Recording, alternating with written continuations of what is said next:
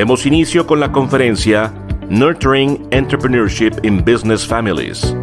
Iván Landsberg, quien es cofundador y miembro principal de Landsberg, Gersig & Associates, asesor de familias empresarias en todo el mundo, fundador del Family Firm Institute, primer editor de la revista Family Business Review y profesor internacional distinguido de la Escuela de Negocios del Tecnológico de Monterrey. Queda con ustedes Iván Landsberg. Mis queridos amigos, hoy vamos a tratar un tema que para mí es fundamental para la empresa familiar y para la familia empresaria. Y es cómo hacen estas familias para despertar en la próxima generación un impulso emprendedor, una inquietud por crear, una inquietud por involucrarse en un impulso empresarial familiar fundamentalmente. Y a lo largo de los años yo he ido, identificando ciertos factores que ayudan a estas familias a lograr ese traspaso, esa motivación crítica por involucrarse en el proceso de crear empresas, ¿verdad? Estos ingredientes en esta receta no quiero decir con esto que son exhaustivos, que no hay otros ingredientes que también hacen una diferencia, y tampoco quiero implicar que todas las familias tienen todos estos ingredientes, pues cada familia tiene que conseguir su síntesis particular. Pero sí quiero resaltar de que no es coincidencia que en algunas familias empresariales, de hecho, hay miembros de la próxima generación que logran forjar esa llave entre el proyecto colectivo y sus propias aspiraciones empresariales y buscan cómo conectar con esa plataforma de oportunidad que constituye una empresa familiar con sus propias ambiciones, con sus propias aspiraciones, y logran encontrar, el camino a través del cual ellos desarrollarse como personas, desarrollarse como profesionales y poder aportar a aquel proyecto de una manera, ordenada y constructiva. A eso nos vamos a dedicar en la charla de hoy. El modelar tiene que ver con la habilidad con que los padres le comunican a través de su propio ejemplo a la próxima generación el entusiasmo que ellos mismos tienen por la empresa y sobre todo por el trabajo que ellos hacen. Es decir, cuando unos padres regresan a la casa cansados a final del día y se sientan a cenar con sus familiares y con sus hijos en particular, cómo ellos expresan lo que ha pasado durante su día. Cómo ellos comunican si disfrutaron de lo que hacen o si más bien es un martirio. A mí siempre me ha llamado la atención, por ejemplo, que la palabra trabajo proviene del latín tripolium, que quiere decir literalmente tortura. Es decir, en nuestra cultura, la relación que hemos tenido con el trabajo no es una relación de realización, es una relación más bien de sufrimiento. Y los hijos son expertos en disfrutar, en jugar, y ellos tienen una capacidad de rayos X, si se quiere decir así, para ver si los padres están disfrutando de lo que hacen o si más bien lo ven precisamente como una especie de castigo, ¿verdad? Entonces, ¿cómo los padres comunican? Hay una expresión que a mí me gusta mucho, que es flow.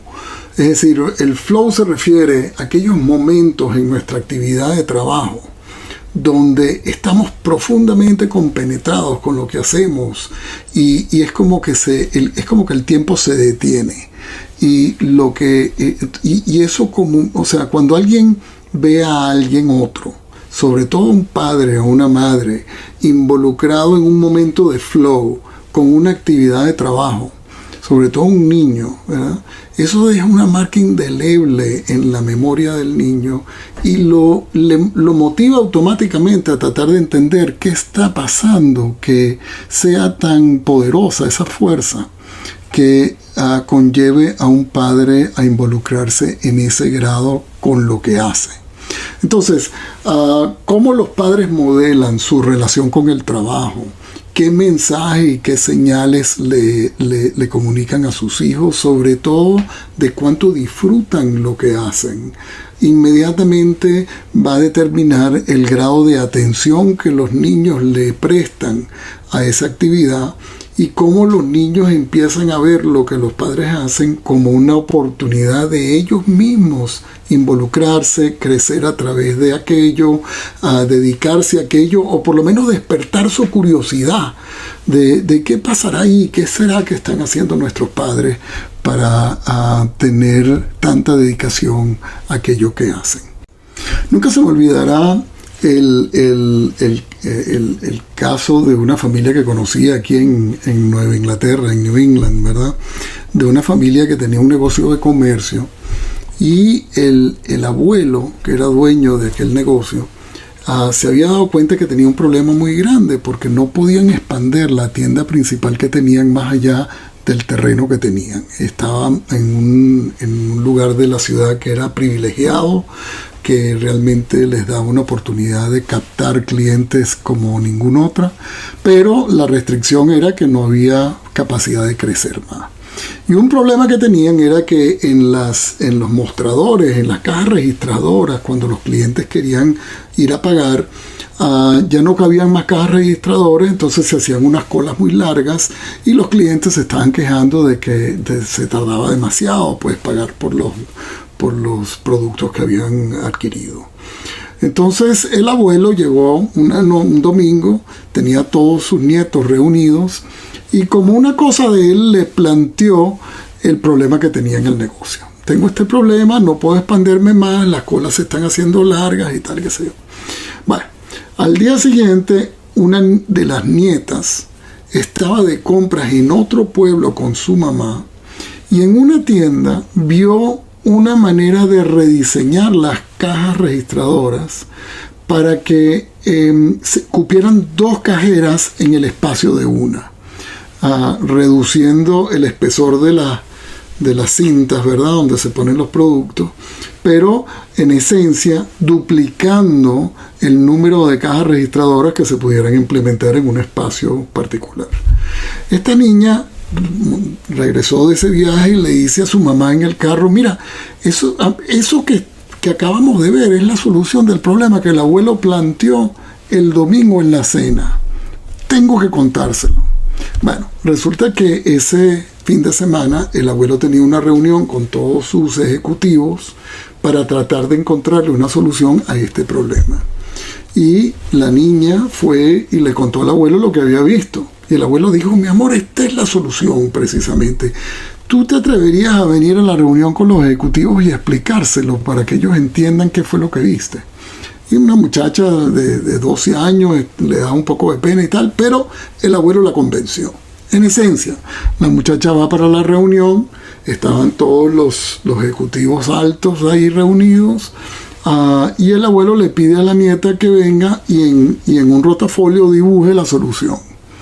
Bueno, cuando la niña enseña aquello, los ejecutivos un poco apenados que no se le había ocurrido a ellos esa solución, y efectivamente dieron el visto bueno, celebraron a la niña se fue para su casa sintiéndose como una campeona, y en las semanas siguientes se dedicaron todos los esfuerzos por implementar la idea que la nieta del fundador había ofrecido a la empresa.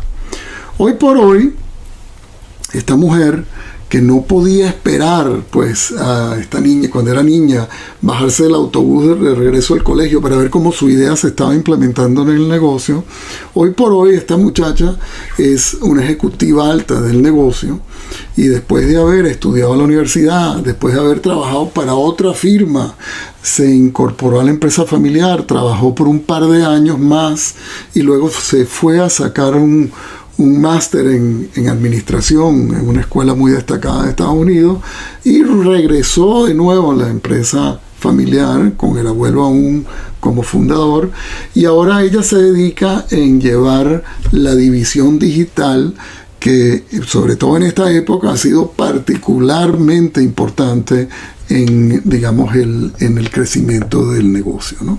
Pero todo eso ocurrió, esa motivación, esa compenetración de esta muchacha con el negocio de la familia, ocurrió porque el abuelo modelaba a sus nietos un entusiasmo por el comercio, por el negocio que tenía, y digamos, con ese entusiasmo empezó a despertar un interés entre los niños, y además de compartir con ellos un real problema que él tenía e invitarlos a ellos a ofrecer soluciones. Además de modelar, hay otro factor importante que motiva digamos, a incentivar a la próxima generación a conectar con ese esfuerzo emprendedor de la familia. Y es la comunicación de una narrativa honesta, que sea transparente y sincera sobre cómo se creó la empresa familiar. Es decir, muchas empresas familiares documentan sus orígenes y en el proceso de hacerlo muchas veces casi que deshumanizan a sus fundadores, es decir, los tratan de elevar a convertir en unos seres tan heroicos, tan brillantes, tan trabajadores, tan destacados, que los miembros de la próxima generación, cuando se comparan, se sienten aplastados por esa imagen de perfección, ¿verdad? Entonces, las familias que realmente tratan de motivar a sus niños evaden esas historias, digamos, demasiado embebidas de narcisismo, si se quiere decir así, y le comunican a los hijos no solamente los grandes talentos y habilidades de los fundadores, sino también sus fracasos y sus debilidades, y dónde se equivocaron y qué aprendieron de esos fracasos. Es decir, una narrativa más balanceada que comunica que estos fundadores eran gente como ellos, tratando de avanzar en la vida, tratando de resolver sus dilemas, tratando de encontrar propósito en sus actividades. Yo muchas veces les planteo a los empresarios, digamos, más destacados con que he tenido el privilegio de conectar, que cuando se reúnen con sus hijos, piensen quiénes eran ellos cuando tenían 12, 15, 20 años y que cuenten también cuáles eran sus incertidumbres, qué cosas probaron que funcionaron, qué cosas probaron que no funcionaron, pero al mismo tiempo es todo lo que he aprendido sobre organización. Indica que una empresa nunca es el resultado de un solo factor causal, es multicausal. Entonces, si uno estudia la narrativa de cómo se creó la empresa, rápidamente descubre que hubieron múltiples actores que contribuyeron al éxito de lo que ocurrió. Puede ser un tío que tuvo un capital semilla que ayudó a empezar el proyecto y arrancar con algo de capital. Puede ser una esposa o un esposo que tuvo una idea por un producto. Puede ser un hijo o una hija que dedicó su trabajo y su esfuerzo, muchas veces mal remunerado, para que el proyecto tuviera un arranque exitoso. Pero cuando se relatan muchas veces estas narrativas, esas personas se editan del cuento y emerge un solo fundador como si fuera una especie de héroe, ¿verdad? Lo que encontramos es que las familias que tienen éxito comunicando su impulso emprendedor balancean la narrativa, cuentan quiénes participaron, quiénes apoyaron al fundador, de nuevo, cómo se equivocó y qué aprendió de esas equivocaciones. Yo tengo un cliente muy querido en Latinoamérica que siempre me decía y se lo decía a sus hijos, más importante, que un fracaso bien asimilado es un éxito garantizado. Entonces, este es otro elemento crítico dentro de la receta del impulso empresarial.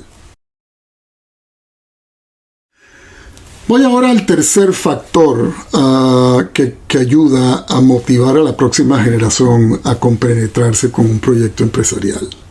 Y me refiero a la capacidad de algunas familias empresariales a buscar actividades que le permitan a la familia colaborar desde que los niños son pequeños en proyectos particulares. Pueden ser proyectos deportivos, pueden ser un proyecto para construir una parte de la casa, o un proyecto de jardinería, es decir, lo que sea el proyecto me tiene sin cuidado. Pero el hecho de que haya una oportunidad para colaborar, donde los niños vean el fruto de una colaboración familiar y cómo se beneficia el grupo familiar de aquel esfuerzo puntual, ¿verdad? Eso es un ingrediente que veo con bastante frecuencia en familias que tienen éxito con esto. Me viene a la mente un padre con que trabajé en Brasil hace muchos años atrás, un hombre súper exitoso, uno de los empresarios más destacados de ese país, que cuando tenía como 50, 52 años, estaba ansioso por encontrar un proyecto para colaborar con su hijo de 12 años. Y en el contexto de ese debate que estaban teniendo, surge la idea de escalar una montaña juntos. Bueno, apenas el muchacho se entusiasmó con el tema, empezaron a entrenar, empezaron a comprar equipo, compraban mecates y botas especiales y cantimploras y morrales y brújulas y de todo, ¿no? Bueno, después de entrenar por casi 6 meses, llegó el día de la aventura. Se van al pie de la montaña y empiezan a escalar. Como a un tercio de la montaña, cuando ya habían hecho algo de progreso, empieza a llover. Y llueve durísimo, como llueve en Brasil, como pocas partes del mundo, ¿verdad? Y bueno, al rato se empiezan a embarrialar, salen los mosquitos, mucho calor. Al rato el hijo empieza a quejarse y a quejarse y a quejarse. Y llega el momento en que el padre se cansa de tanta queja y decide, mira, vamos a esperar un claro en el tiempo y lo que vamos a hacer es que yo voy a llamar al piloto para que traiga el helicóptero y nos busque. Y efectivamente así lo hicieron, pues llegaron a una de las mesetas a mitad de camino de la montaña. El padre llama al piloto, traen el helicóptero, el padre y el hijo se montan, digamos, un poco desanimados en el helicóptero. Y cuando se están montando, el hijo le dice al padre, papá, ¿y por qué no le pides al piloto que nos lleve a la cima para ver qué es lo que hay allá arriba que es tan interesante? Entonces, bueno, el papá, sin pensarlo mucho, le dice al piloto, vamos a la cima. Efectivamente, llegan a la cima, se bajan, el muchacho explora un poco la cima y le dice al papá, bueno, y esto es todo. Para eso hemos estado trabajando tanto. Y el padre pausa un rato, se queda reflexionando y le dice al muchacho, mira, este mismo lugar, esta misma cima, la verías con unos ojos muy diferentes si hubiéramos perseverado en continuar en el camino en que íbamos. Es decir, esa perseverancia, esa consistencia, lo que llaman los españoles, ese tesón de definirnos una meta y colaborar juntos para adquirir esa meta, es uno de los ingredientes básicos, ¿no? Bueno, se montaron en el helicóptero, se regresaron a su casa. 2 años después intentaron de nuevo la hazaña y esta vez efectivamente llegaron a la cima. Y el muchacho en aquel momento de nuevo le comenta al papá, tenía razón, esto es muy diferente cuando llego aquí a través de un camino arduo, a través del cual me permite ganarme la cima literalmente, ¿verdad? Entramos entonces en el cuarto factor que despierta, que anima, que motiva las aspiraciones de la próxima generación en lo que respecta a un impulso emprendedor. Y me refiero a cómo animar los sueños y las aspiraciones de la próxima generación y sobre todo cómo crear unas condiciones dentro de la familia que ayuden a darle permiso, darle espacio a la próxima generación de forjar sus propios sueños.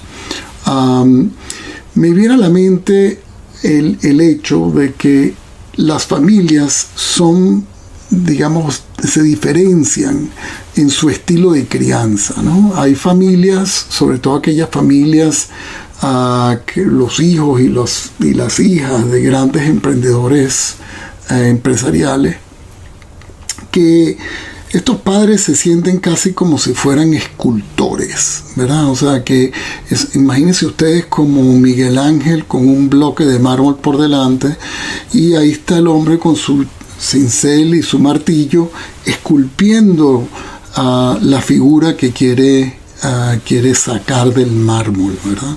Entonces hay padres que realmente se sienten así, o sea, que se sienten que ellos quieren moldear a la próxima generación y, digamos, ponerle el sello de sus propias aspiraciones a sus hijos. Luego hay otras familias que usan un estilo de crianza muy diferente, que yo lo describiría como un proceso de jardinería, ¿no? Entonces hay padres que son escultores y hay padres que son jardineros. Los jardineros enfocan el tema de la crianza de sus hijos de una manera diferente. Ellos, digamos, se dedican primero que todo a tratar de descubrir quiénes son sus hijos, quién es la persona, y luego entonces definen el proceso de ser padre en términos de crear las condiciones óptimas para que ese hijo o esa hija, respetando su naturaleza única, ¿verdad?, puedan llegar a ser la mejor expresión de esa naturaleza. Entonces, la primera parte del primer trabajo de los jardineros es tratar de entender, tengo aquí un árbol de manzana, un árbol de naranja, un árbol de piña, ¿de qué se trata esta persona que ha entrado en mi familia por la cual yo soy responsable? ¿Y cómo miro yo mismo mi papel de padre? Los jardineros se dedican a crear un entorno constructivo, a fertilizar la tierra, si se quiere decir así, a mantenerla adecuadamente húmeda, periódicamente podar aquí, podar allá, pero respetando siempre quién es la persona. Las familias que tienen más éxito creando, digamos, este impulso empresarial tienden a ser más las jardineras que las escultoras. ¿Por qué? Porque ese proceso de crianza a estilo jardinero da más amplitud a la persona, al hijo o a la hija, a ellos mismos, a tomar las riendas de su destino y definirse ellos como personas únicas en un contexto familiar de una plataforma de oportunidad que la empresa le ofrece a la familia. También hay un tema aquí importantísimo que tiene que ver con la forma como los padres crean el diálogo o manejan el diálogo sobre aspiraciones, que siempre es un territorio delicado con sus hijos en general, ¿verdad? Y siempre me acuerdo de una hija de un gran empresario que conocí en Europa, que se interesó cuando era muy joven por la paleontología, ¿no? Ellos vivían en Nueva York por un tiempo y apenas su hija le dijo a su papá, mira papá, yo quisiera ser paleontóloga. El papá inmediatamente le dice, qué maravilla mi amor, vamos al Museo de Historia Natural para que veas todos los fósiles que hay ahí. Eso es un paraíso de dinosaurios, de fósiles de todo tipo. Y de paso quiero decirte que hace muchos años en una conferencia conocí uno de los grandes paleontólogos del mundo, un señor que se llama Liki, que vive en Kenia, que ha sido fundamental en descubrir los eslabones entre, digamos, en la evolución del ser humano, ¿no? Entonces, él reporta a la hija que el entusiasmo de su papá por aquella exploración le comunicó a ella un mensaje contundente de que dentro del foro de su familia, a pesar de que era una familia puramente empresarial, ella tenía permiso de explorar posibilidades, de crearse, digamos, experimentos mentales que informaran la persona que ella quería llegar a ser. Entonces, no fue tanto el tema de la paleontología que fue importante. De hecho, ella terminó escogiendo una carrera en el mundo de la administración, en el mundo del management, ¿verdad? Y hoy en día es una de las ejecutivas altas dentro de la empresa de este señor. O sea, que ella se incorporó al proyecto de la empresa familiar, pero desde una temprana edad se le comunicó: si quieres entrar en este proyecto, porque eso es genuinamente lo que tú quieres para tu vida, magnífico. Y el hecho de que sus padres le señalaron, le dieron el espacio para ella irse forjando su identidad profesional, contribuyó profundamente en motivarla a ella a ver aquella plataforma como un lugar donde ella podía también realizar su sueño. Entramos entonces ahora en el quinto factor, que es cómo despertar la curiosidad de la próxima generación por el proceso empresarial en sí. Es decir, si el factor anterior, que tiene que ver con definir las aspiraciones, apunta a cómo definir la destinación de este proceso de desarrollo, ¿no? O sea, quién es la persona que quiero ser profesionalmente eventualmente, ¿no? Y el dar permiso para soñar informa esa destinación. Pero este quinto factor, se refiere no a la destinación, sino al camino para llegar a esa destinación. Entonces, ¿cuáles serían los pasos para tener éxito con una empresa al final del día, ¿verdad? ¿Cuál es la materia prima que uno necesita? ¿Cuál es el proceso de producción para transformar esa materia prima en un producto? ¿Cómo se vende ese producto? ¿Cómo se le atribuye un precio que sea, digamos, justo dadas las realidades del mercado? Cada uno de esos pasos es traducible, para decirlo así, a cualquier iniciativa que se lleve a cabo, inclusive con unos niños cuando son relativamente jóvenes. Entonces, parte del éxito que tienen estas familias es buscando oportunidades de una manera, digamos, que sea motivante, que se asemeje a un juego, ¿verdad? De cómo enseñarle a un niño cómo llegar de donde están al principio de cualquier iniciativa de esta a donde quieren llegar. Entonces ir llevándolos un poco de la mano para que entiendan cuáles son los pasos. Y hay familias que son sumamente eficaces en traduciendo eso y en mentoreando, si se quiere decir, a sus hijos para entender los pasos a seguir en cualquier impulso emprendedor. Entramos entonces en el último factor que es a mi juicio muy importante, y es crear una mentalidad de escasez en un entorno de abundancia. Me refiero aquí a cuál es la psicología dentro de la familia con respecto a cómo entendemos nuestra riqueza.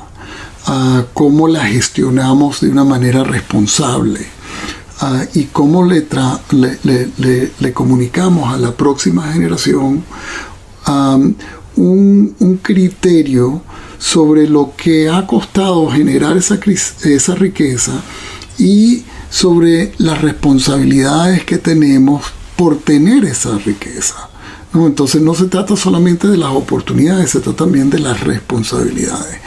Y hay muchachos que se crían en empresas o en familias empresarias que esa conexión no la tienen del todo clara. O no tienen, por ejemplo, un entendimiento, muchos accionistas, de qué pasa para poner un dividendo en su cuenta bancaria. ¿Cuál es qué ocurrió para que eso fuera posible? Entonces hay, de nuevo, una especie de realismo mágico que surge en estas familias, que las familias que propulsan este espíritu emprendedor no lo tienen, ¿no? Entonces, a mí me decía un señor hace poco, con uno de mis retos, yo me siento muy privilegiado por el éxito que he tenido en la vida, pero uno de mis retos es cómo crío a una familia adinerada, en esencia, con valores de clase media, me decía él, ¿no? ¿Qué quería decirme con esto? Pues que una familia que entienda que la posición que tiene es fruto de un esfuerzo organizacional. Entonces, las familias que encontramos comunican, potencian ese espíritu empresarial desde una temprana edad, empiezan a darle señales a los niños que entender los presupuestos o que hasta diseñar el presupuesto, que las tarjetas de crédito no son mágicas, que hay que pagarlas, que incurren un interés cuando montan una deuda en una tarjeta de crédito.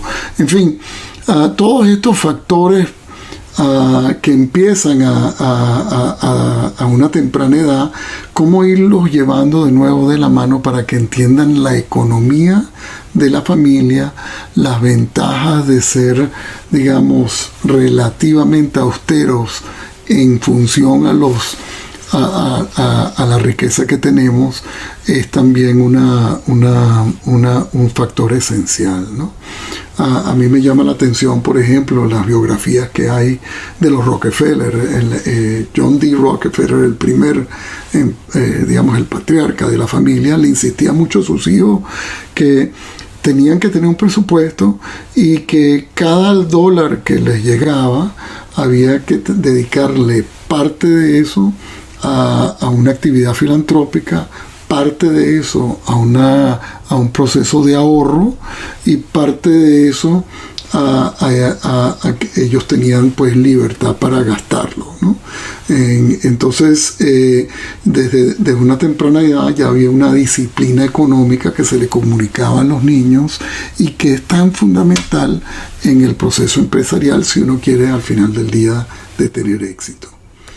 Para concluir, quiero resaltar algo que dije al principio de esta charla, y es que, de nuevo, estos 6 factores no son una receta mágica, no todas las familias tienen todos los 6 o no todas las familias aplican todos estos factores simultáneamente, ni mucho menos. Al contrario, quiero repetir que cada familia tiene que encontrar su propia síntesis de cuál es la mezcla de estos factores que es óptima para ello. También quiero resaltar que esta lista no es una lista exhaustiva, pues pueden haber otras cosas que también contribuyen a despertar ese espíritu emprendedor en la próxima generación que yo no he cubierto aquí y no pretendo pues tener todos los factores cubiertos, ¿verdad? Pero sí hay algo que es evidente y que sí he visto a lo largo de mi trayectoria entrando y saliendo de familias empresariales por más de 35 años, y es que algunas familias logran despertar esa motivación y otras no tanto. Entonces la pregunta es ¿por qué? O sea, ¿qué hacen esas familias para lograrlo, verdad? y espero que entonces esta charla les dé algunas ideas, provoque un diálogo con sus respectivas familias, y quiero terminar dándole las gracias a ustedes por su atención y al Tecnológico de Monterrey por la oportunidad de poder prestarles estas ideas y compartirlas con ustedes. Muchas gracias.